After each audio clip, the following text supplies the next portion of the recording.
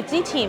我係一個福音歌手啦，咁就暫時未有咁多人認識嘅。真係因為參賽之後咧，真係多咗好多非信徒去認識我咯。咁所以今次嚟到呢度去做報導咧，我都覺得係真係吸引到啲唔同年齡層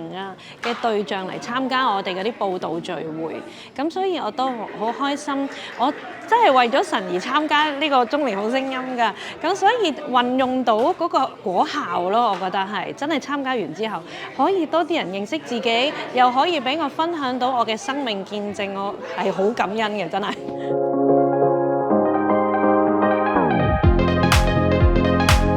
咁我一路以嚟係好想去用歌聲去服侍神啦，所以成為咗一個福音歌手啦，一路去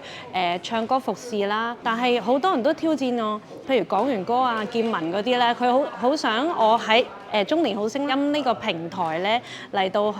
運用到一啲人氣嚟到去服侍，咁結果真係有呢個功效咯。呢個係我覺得最開心嘅，因為我哋平時唱好多詩歌，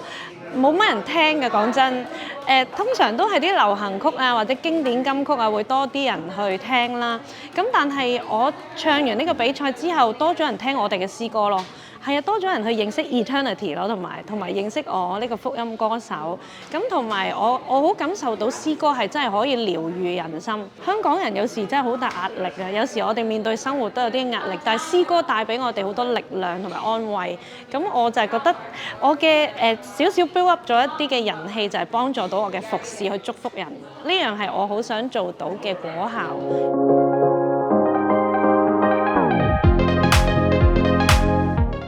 爸爸媽媽係喺我細個嘅時候已經整咗套卡拉 OK 喺屋企嘅，咁所以咧我細個已經唱歌，又好想做容祖兒嗰啲歌手啦，張敬軒嗰啲歌手啦，佢哋可以去紅館開 show 喎，咁以前已經係覺得有一個歌手夢。咁就一路參加好多比賽，由我讀書時期去到讀完書，我都會參加一啲區際嘅比賽、電視台嘅歌唱比賽。咁就係嗰陣，我會覺得我好想唱歌，好想神用到我，同埋好多人咧有時會俾翻啲 feedback，我就係覺得我唱歌好感動到人，好觸動到人。咁所以我覺得好想我嘅歌聲俾神去使用嘅時候，我喺咩平台嚟到可以讓神去用我多啲咧？諗好多方法咯。咁所以好感恩我有呢樣嘢叻嘅地方啦。我好多嘢都唔叻，我讀書唔叻，我分享過啦喺我見證裏面。我有學習障礙㗎。我咧小學4年級嘅時候留級，我會考係攞0分㗎。咁即係其實好難考㗎嘛。即係我冇諗過自己係喺唱歌呢個才能嗰度係可以咁多嘅發展，感謝神嘅使用啦，都係。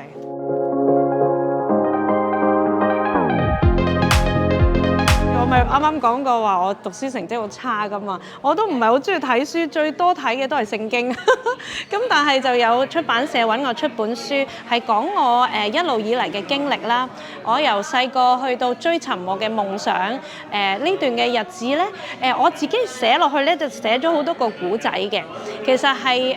喺我生命路途上面有邊啲小天使嘅出現嚟到幫助我嘅生命成長咧？同埋我追尋呢個音樂夢嘅時候，即係發生過啲咩事咧？我點樣去堅持啊？因為我咪話我唔係一個好叻嘅人，我好多嘢都唔識嘅，但係神就係咁樣去幫助我喺小事上面同埋大事上面都學習有忠心咯，係啦。咁就算唔識，我祈禱求神去幫助我，最尾我都能夠做到。就好似參加呢個中年好聲音咁，其實我喺中間係發生好多事嘅。我喺中間係經歷過屋企人患病啦，我有親人離世啦，咁但係其實係傷心嘅。但係一路我點樣陪伴住爸爸去康復啊、出院啊嗰段嘅日子，我點樣去即係拖住佢嘅手一路祈禱神點去幫助佢去康復，去到可以睇到我決賽，即係我寫晒裡面嘅點滴落去，我都希望去鼓勵到人咧，遇到困難唔好咁容易放棄咯。天父會幫我哋嘅，天父知道我哋有邊啲地方冇力啊，或者係唔知點樣繼續前進啊，就係咁樣佢俾我哋好多無窮嘅力量，我就寫晒落去呢本書度，好希望成為一個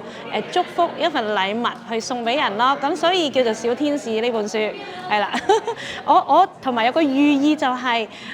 人哋成為我嘅小天使，我都好想成為人哋嘅小天使。諗法就係其實我覺得